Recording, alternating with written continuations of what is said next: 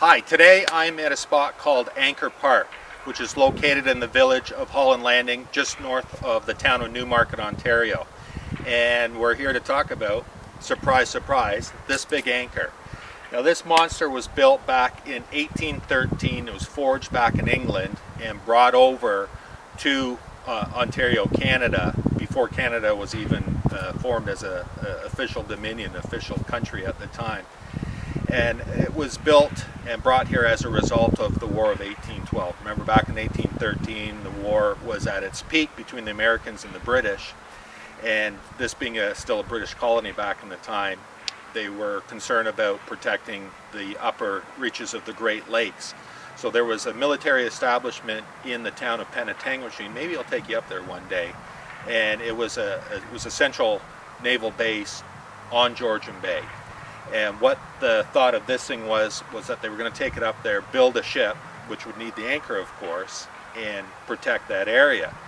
By the time this thing was built and dragged up here, because it was brought on a wooden sled with oxen through the bush, the war was over, so it was deemed redundant. They didn't need this thing anymore, so here it sat.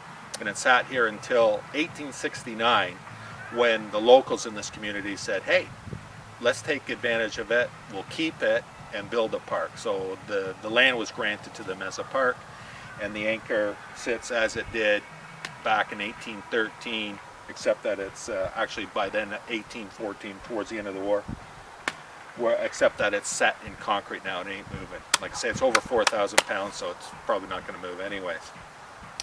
Now, the reason that it only got this far and why it's sitting in this park, or at least the park that now surrounds it, is because we are just off of Old Yonge Street. Now, Yonge Street was a road that was built from Toronto, Lake Ontario, back then the town of York, and it ran up to, still does, to Lake Simcoe. It doesn't quite meet the shore of Lake Simcoe anymore, but that was the main route, especially for the military, to go from Lake Ontario up to Lake Simcoe, and then of course beyond up towards Georgian Bay for their military necessity.